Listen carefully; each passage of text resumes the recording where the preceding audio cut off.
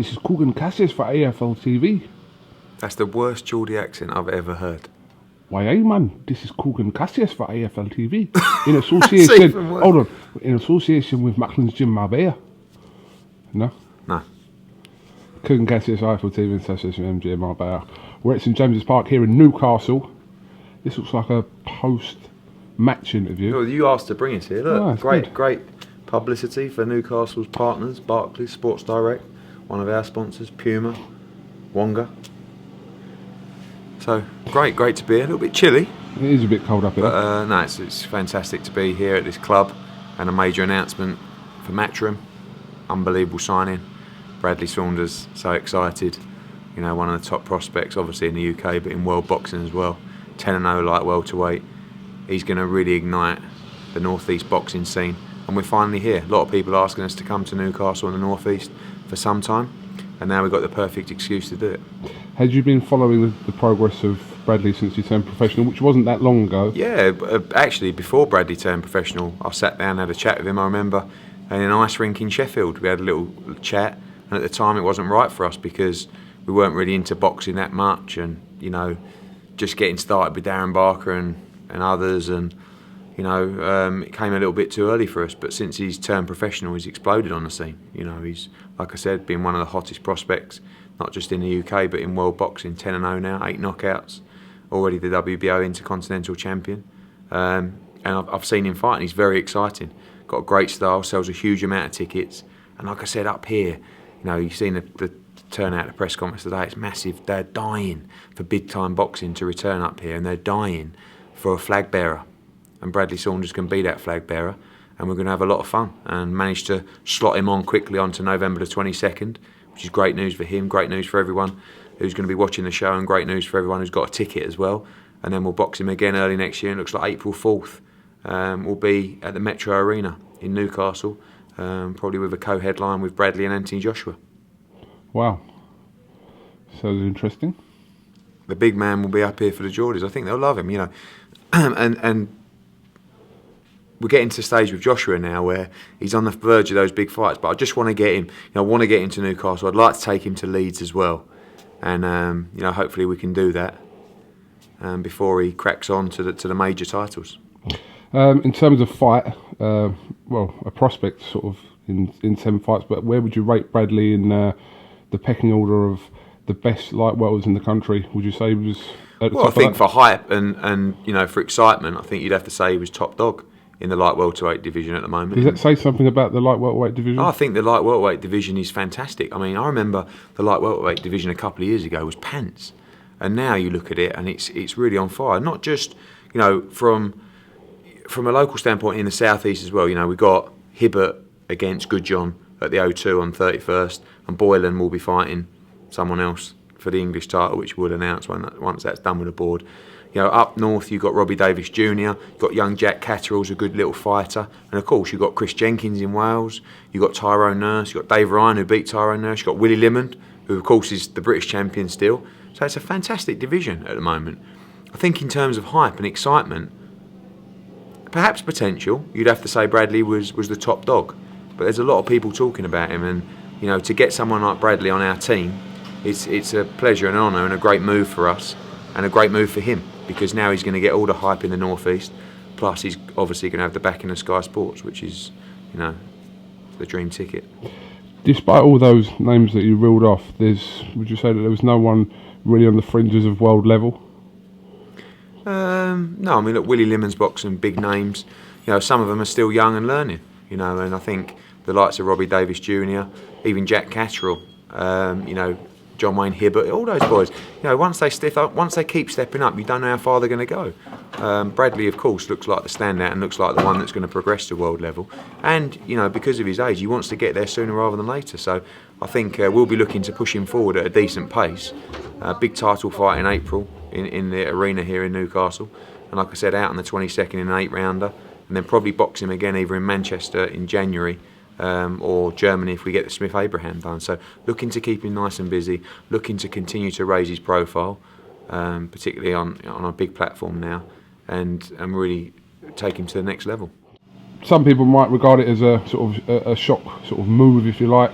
to come to Matchroom, but you're assembling a stable here, so you're just interested in obviously acquiring the best fighters. Yeah, I mean, again, not meaning to sound big-headed, but I believe every fighter in the country wants to be with Matchroom, wants to box on Sky Sports. Every fighter is trying to become a pay-per-view star. That's the golden ticket.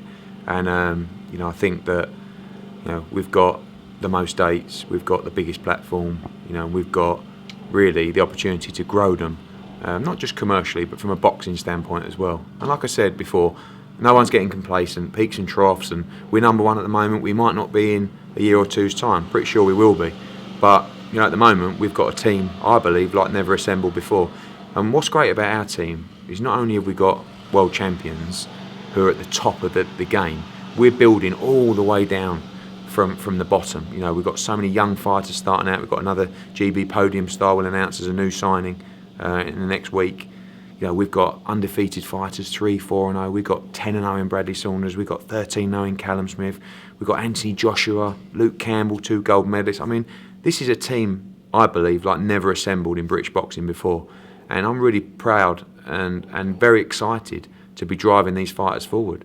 We're working flat out for them. I will not stop working for my fighters. And make one thing clear, they're not working for me. I'm working for them. And I think that's where the mentality has changed from the older generation.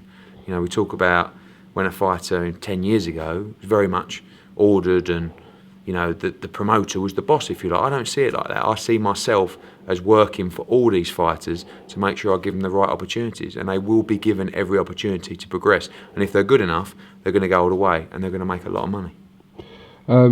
The idea, obviously, behind you going to different cities over the last 3 years was to find sort of a signature name within that city and then sort of build it around them. We've done that in Hull, Leeds with Warrington, etc. So the idea behind it is obviously for Bradley to propel Newcastle boxing into the future. Who else are you going to involve in that?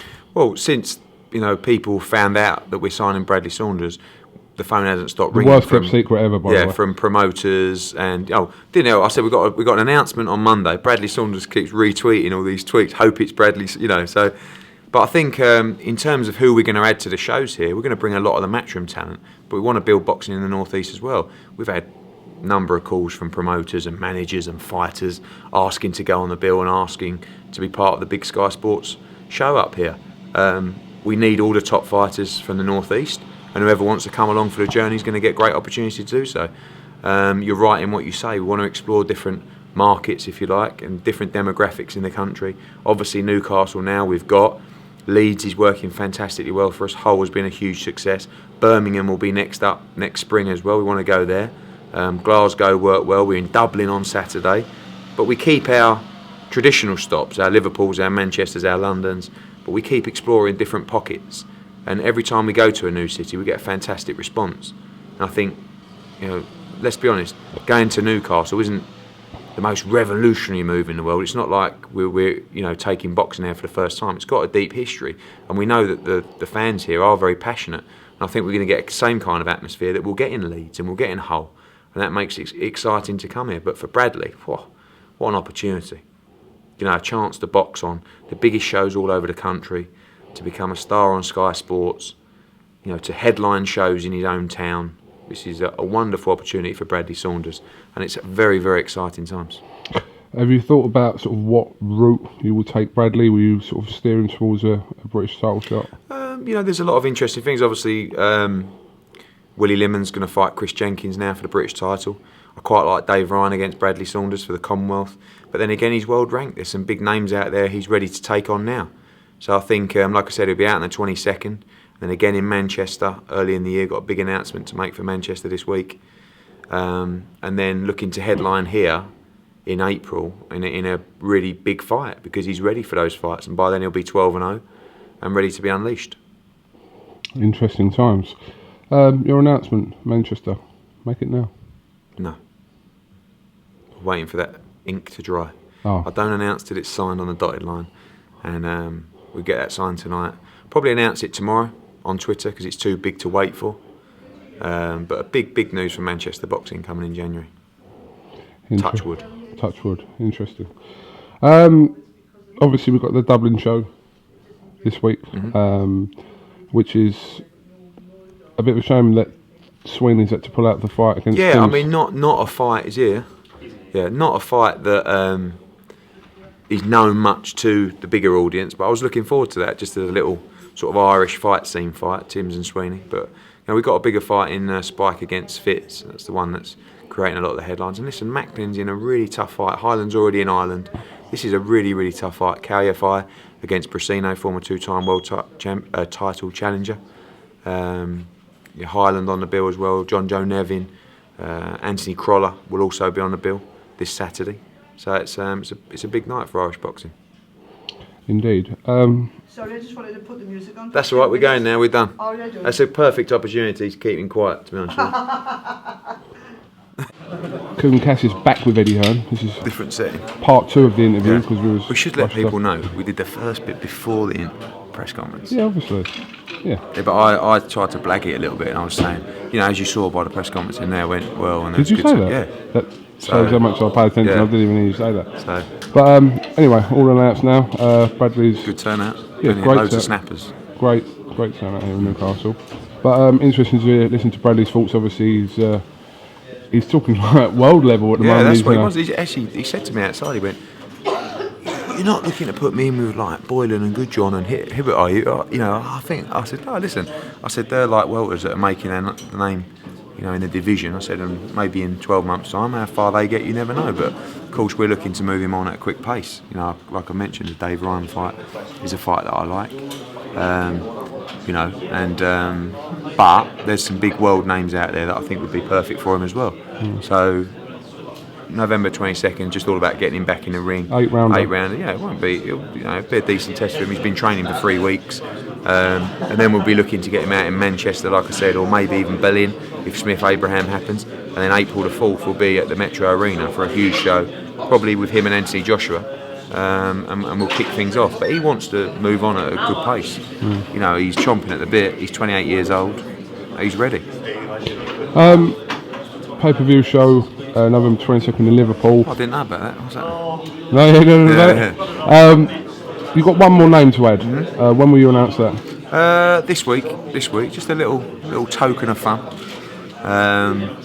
It's gonna keep you very happy, and probably get a few moans as well. But just something a little bit different. And I don't know how we're gonna fit all the fights in, but we're gonna have to do it somehow. 11 scheduled fights, yeah. 7, 8, 9, 10, 11, and 7 championships. So might have to start just a touch earlier. I know you was asked a few questions about this. Obviously, the whole pay-per-view card will be on Box Correct. Office. There Yeah. won't be anything free to air or anything like that.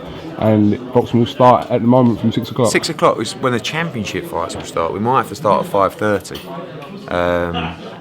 So we're just trying to put it all together at the moment. Okay. Well, it's interesting times ahead. Fantastic. Not long now. It's a great card, and everyone's very excited. I just want to catch Bradley Saunders' first live interview on Sky Sports down the line. It's quite difficult to do. He's got the mic. He seems quite media trained. Better get used to it. It's in the big time now. Okay. Have you got anything else you want to add to No, today? we might do a little bit more on the train on the way home or something. Yeah. No, this is quite a short one for us. He was hoping for something a bit longer, but We did 47 minutes last time. you've spent most of your life like that, haven't you? What, 47 minutes? No, spending your whole life wanting something a little bit longer. There's no need for that. There's no need for Right, that come on, whatsoever. watch us. All right, we'll catch Oh, up on the train. Go on. Cheers.